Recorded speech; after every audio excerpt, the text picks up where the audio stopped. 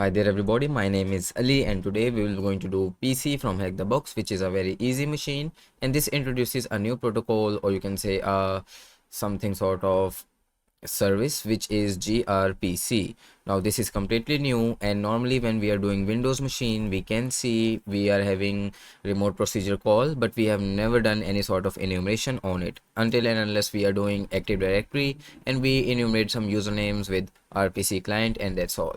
So we will be going to see how to exploit this service, how to enumerate this one, how to use GRPCUI to see the website onto the browser, and then we will be going to find Sql injection in it, and we will be dumping some passwords either using manual technique or Sql injection. We will see how we will do it, and then we will get onto the box. And in the privilege escalation we will be going to do some sort of port forwarding technique, and then we will see Pyload library onto the site again. We will see that there is a latest CVE of that which gives us pre-auth remote code execution, and then we will become root. So that being said, let's jump in. I already have started my machine and my IP address is 10.10.11.214. So I will start off with the nmap scan, nmap-a for aggressive scan, -v for verbosity, and then the IP address of the target, which is 10.10.11.214. Now this can take some time, so I already have ran it. Looking at the results, we are having only port 22 open, and this is very strange for me because 22 is SSH. We need to have some sort of a username and a password for this to start scanning, and right now I can only do is I can try to do default credentials, I can passwords, I can do brute force attack or a dictionary attack, and I can try to get the credentials for the root user or any other user, but doing these things will be very hard for me. So I'm not having any port open. So the next thing which I will do is I will try to do a full port scan. Normally for full port scan I recommend that we do -p-, and I will do verbosity as well, and then I will give the IP address of the target, which is this one. Now again, if I do this one, this will take a lot of time, so I normally send a lot of packets at once. So I will do dash minimum dash rate, and I will say 10,000 packets per second. So there are 65,535 ports. So normally 10,000 packets per second will be done in like 6 seconds, or you can say 7 seconds. So that's what I will be expecting. So let's see, if I didn't got anything, I will reduce the number of packets to from 10,000 to 5,000 and so on. So it depends upon your speed of internet connection and how fast your VPN is.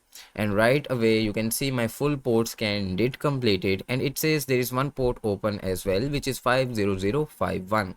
So again, the next thing which I can do over here is I can do -a for aggressive scan, -v for verbosity, and then I will scan two ports, which is 22 and 50051, and then I will give the IP address of the target, which is this one, like this. So this will now do the only scan on these two ports, and again I already have done that one and I have saved it over here.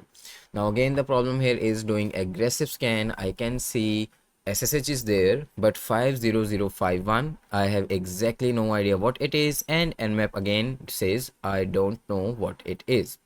So now here what we need to do is we need to do a lot of Google research, and we will see what we have, what we don't have. So again I will say port 50051, and I can go to HackTricks or exploit notes, which I have shown you, one of the best one, or payload all the things. So but let's see what Google says right away. So port numbers in computer networking represent communication endpoints, and the second one is saying configure GRPC. Let's see what it is. Again, nothing interesting. I try to deploy GRPC server in Docker. So some things are showing me only GRPC. One more thing which I can try to see is whether, I don't know exactly what GRPC is, but what we can do is I can try to visit the site 10.10.11.214, and let's see what is on 50051, because I exactly don't know what it is, but we do have some sort of a garbage. If I view the page source, again garbage in the page source. So definitely there is some sort of a website running, or I cannot say a website, but some sort of a service which is hosting something. So that might be a good thing, but I again exactly have no idea what it is. So right here, GRPCs, which is Google Remote Procedure Call, but I have no idea how to do that one. So the other thing which I have shown you always is exploit notes. Now this one is an amazing website for research, for learning new things and these sort of things. So if I say 50051, oh, there you go. It directly says GRPC pen testing. And it says GRPC is a cross-platform open source high-performance remote procedure call. And normally what GRPC is just like HTTP, but way more faster than HTTP. So that's how normally it works. And what it says is GRPCUI is an interactive web UI for GRPC. So for example, there is any service running on 50051, there is GRPC. What we can try to do is we can try to use this tool to actually see that thing into our browser. So that's how it makes things much more easy. So right now it is normally not installed, so I can try to install with Go, and normally I have no idea if Go is installed onto my system or no. So let's try. So I will copy paste the command over here, hit enter, and I will install this tool using Go, and let's see. And now my Go command is done, and let's try to see if I can see that one. So GRPCUI and enter, and again it says it is not found. Now, so normally what actually the problem is, I'm not having some sort of you can say environment variables or path variables set so that it should find this thing from the path. I can go into Go directory or those sort of things, but let's try to install it some other way. So if I say GRPCUI, let's say GitHub, we do have it over here. The first thing which I will try to do is I will look for releases. So if I'm having releases section, I can download direct executable. So right over here I'm having some releases. So I think so the one which will be working for me is this one, which is Linux x86_64. So let me download this one, and it is downloaded into my downloads folder. Let's come back. I will move it from my downloads folder to my current working directory. So grpc into my current working directory, ls, there it is. Now to extract, it is tar.gz. So I will say tar-x for extract, v for verbosity, f for file, and then grpc, and hit enter. So to extract it, two files, grpc and license. So I am only interested in grpcui. So if I do grpcui, and if I see the help menu, this is the complete help menu. So this is huge. Let's see this one. So it says grpcui plain text and then the website with the port. So I will do grpc UI plain text, and then I will say, I don't think so I need to do HTTP, but I will do 10.10.11.214 colon port 50051. Let's hit enter and let's see what happens. So it has opened my Google Chrome browser right over here, and I will copy this URL, close my Google Chrome, and open this in my current working browser. And I didn't copy that, so let me copy this again, paste, and there you go. So we are having a website now onto our local host. So using this tool we can see the functionality of the site. Now we are onto the site, we can try to see webalizer. Nothing interesting would be there.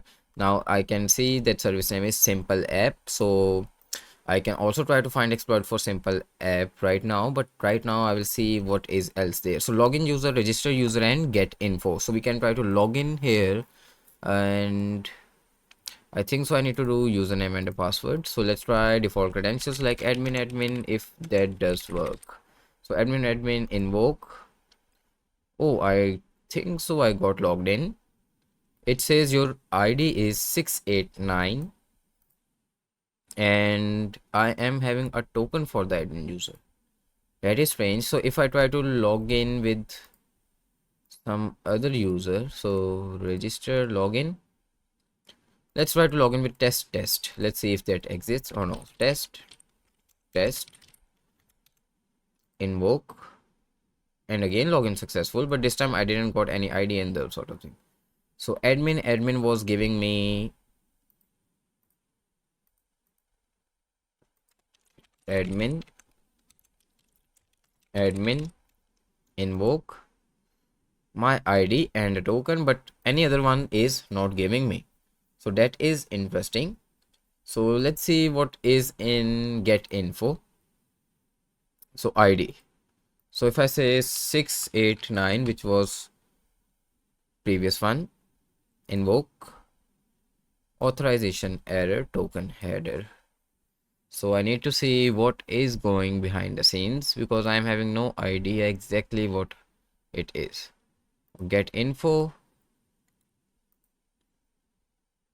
I think so. In get info, I need to give the token and the value over here as well because it will be an authenticated request. So let's see. So if I say token is the name and the value of the token, I don't know. So if I try to do that again, so admin, this is the token of admin. So I will copy this. Again, go to get info. I will say token is this. ID is 689. Let's see what happens. And I got a very strange error message, which is object is not subscriptable. So I need to see what it is. Again, let's try one more time. So if I do username admin, ID is 725 and my token is this one. So I will go to get info.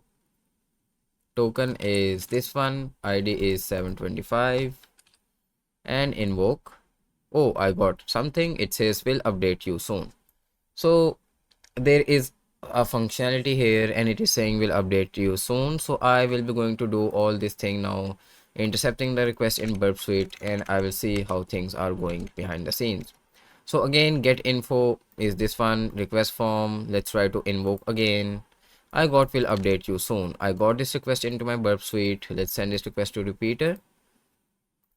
Send, and okay, this is how the metadata is going on. So let me make this here if it can. Yeah, like this. Okay, so now right over here we can try different things. So first thing first, which I will be going to look here, is the very interesting parameter to me is looking ID, because whenever I see ID parameter, the first thing which will definitely come into my mind is SQL injection, because normally in ID parameter we can try SQL injection like single quotes and those sort of things. The other things, command injection also does work sometimes. Then there can be other sort of vulnerabilities normally in ID parameter. So this is what I can try right away doing this thing. If that doesn't work, then I will try to see what sort of users are there, default credentials, admin are working, so what I can do with that one, whether I'm having any other privileges or those sort of things. So let's try injecting SQL injection. So right now the good case scenario is 725 and it is giving me will update you soon. So if I try to inject a single quote over here, send, I do got an error message. It says unexpected class type error, bad argument type. So if I try to do commenting out, again same error. If I try to do a hash sign, again same error. If I try to do a double quote, but double quote will not work in this case. So let's try to do 725 to 726. Again the same error. Object is not subscriptable. So 726 single quote, some other error, bad argument type. So if I do comment like this, 726 then comment, object is not subscriptable. If I do 725, Oh, we got will update you soon. So this means we are having an SQL injection over here of some sort of type, because if I can try to do something test over here after the comment, so normally what it should give is it should give an error saying that object is not subscriptable, because I'm having this object does not exist. But normally this is the comment, and test is after the comment, which means test doesn't mean anything. So if I hit send and if I get will update you soon, there is an SQL injection. So send, and there you go. I got will update you soon. So this means there is definitely some sort of an injection. I have exactly no idea which sort of database it is. I have exactly nothing, but this is injectable somehow. So what I will do now is I will remove this. And normally in the backend, how the query would be like, the query would be something sort of, if I come into my notes, it will be something sort of select whatever it is. You can say admin, or yeah, we can say admin, or you can say static, rather admin, from table name, whatever table name is, where id is equal to 725, like this. So normally it is not using any sort of a single quote or any sort of a double quote in terms of id parameter, because this can be an integer like this. So that's why. So what we are trying to do over here is we are doing minus minus space minus, and then we are doing test. So what does this mean? This comment, this is the comment, and after comment whatever it is, it doesn't make sense. So actually 725 will get executed. So that's the whole idea behind the scene going on. Now the thing is, I have exactly no idea what sort of database it is and what is behind the scene. So let's try to enumerate some columns. So I will say union select and then one, send, and there you go. I do have one being reflected over here. If I try to do union select 2, it gives me an error. So there is only one column in this one, and it is getting reflected. So now it is getting reflected, so whatever I can put in one, it will get executed. So definitely I want to see the database version, so I can do version like this, and I got an error message. So what I can do is user, again same error message. So it is not working. So let's try to see what we can try to do. SQL injection, payload, all the things.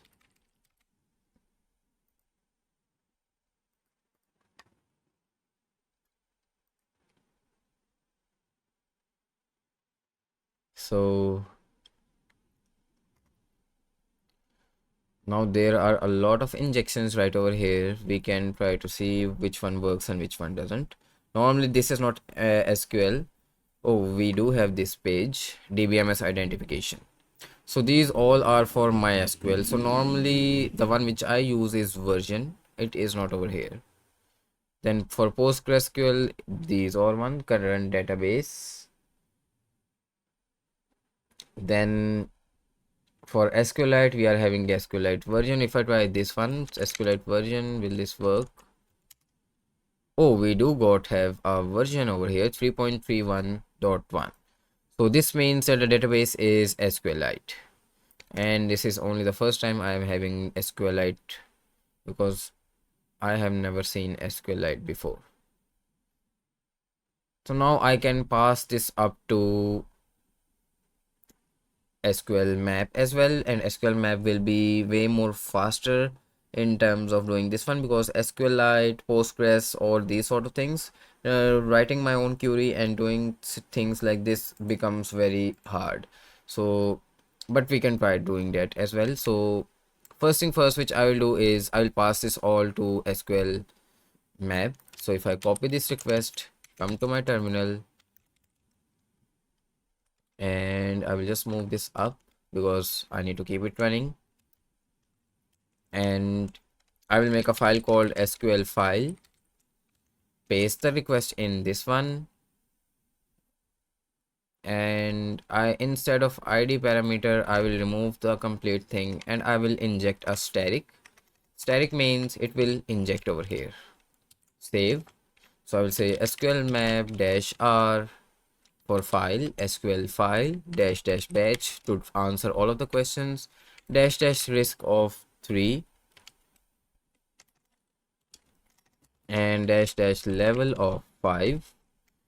And I have known that the database is Sqlite, so I will say dbms Sqlite like this. So if I hit enter, let's see what it does in the backend. So let's come back. Let's try to do some manual things. So doing some manual things right now, I can see the version over here. Let's try to see the user if I can. Now normally in Sqlite there are no databases, so we need to directly go for the table names. And to do that one, what we can try to do is I need to concatenate the all things, because doing one thing manually will be hard. So assuming that I am having the password or username column into the table, but I have no idea how much tables are there. So let me see. Oh, it did the injection right away. It was very fast. So we can utilize Sqlmap as well. So if I say, let's say, what are the tables? And there you go, it was really fast. It says accounts and messages, and yes, it was Sqlite underscore master db. So I can to do this thing manually, what I can try to do over here is union select, and then I think so I should do group concat, because it will concatenate all of the rows into one line, so I don't need to do every line again and again. And let's try to do something sort of password in this one, and I will say from Sqlite underscore master db. Nothing happens. Sqlite master, I think so it's not password. Then if I say sql, oh, it does work. Yeah, so it was sql normally right over here. It create table accounts, so this is one table name and there is username and password in it, and the other table name is messages and there is username and a message in it. So I am interested in accounts.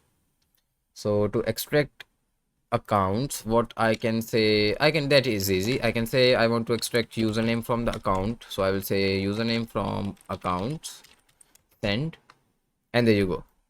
I have two usernames, admin and so. The other thing which I can do is I can say I want to extract password from account, send, error, I think so it is password, and there you go. The usernames admin and so, and the password admin. Here is your password.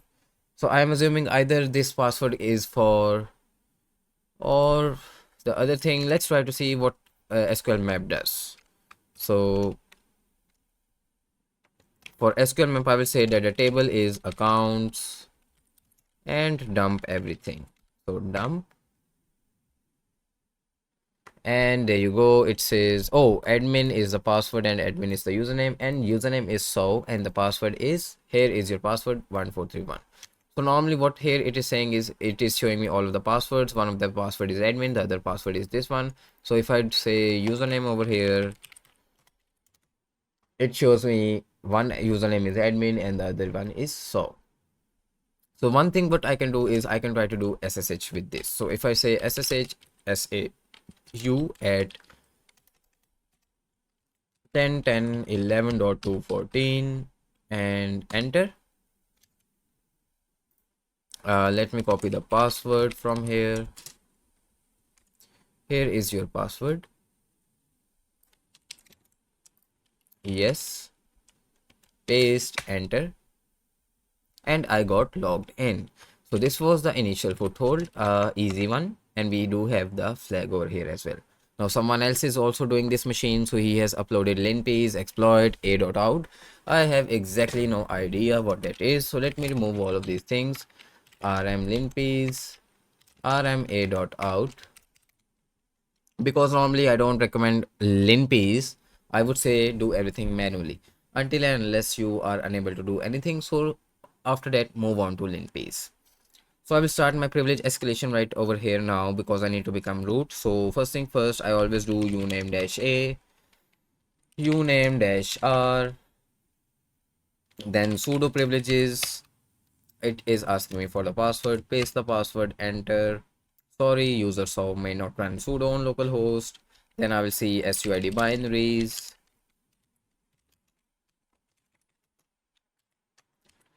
This is the command for this one normally.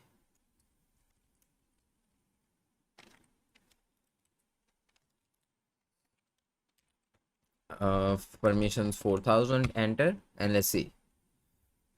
We do have a lot of SUID binaries. Let's see if anyone is interesting. Nothing looks strange or different, so might not be possible that there might be anything interesting. Then I can try to see the cron jobs, get etc, cron tab. Nothing interesting. So if I do cron tab -l, nothing. So no sudo privileges, no SUID binaries, no cron jobs, no kernel exploits. So the next thing which I will do is either run linpiece or either run pspy to see for hidden processes running in the background, or before doing that I can also see my open port. So netstat dash, I like to do tulpn. So this shows me my open ports, and right over here the one which is very looking interesting to me is 8000. So localhost 8000 right over here.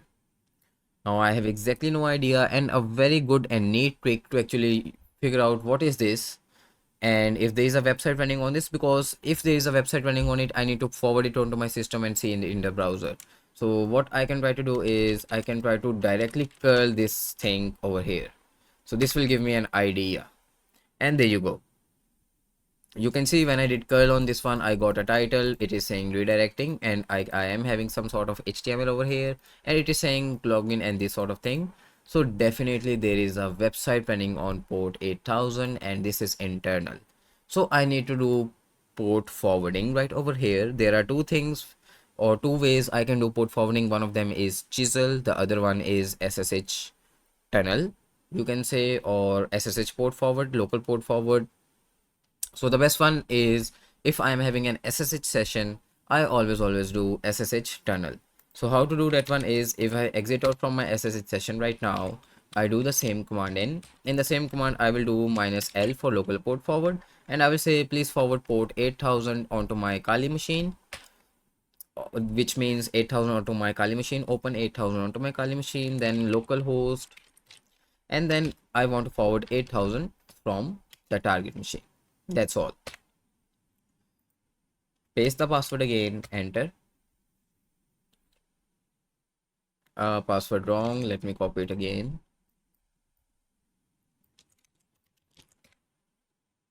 I got logged in.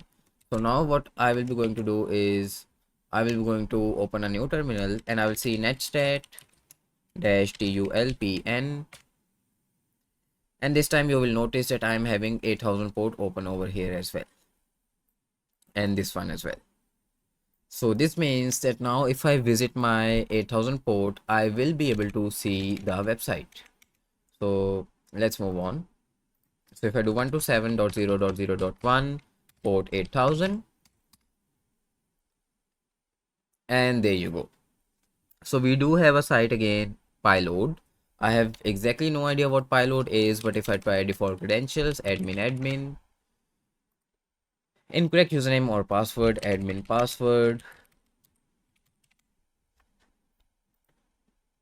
doesn't work. If I do single quotes, not having any error, space minus, not having, okay, same error message. So right now Sql injection is not working.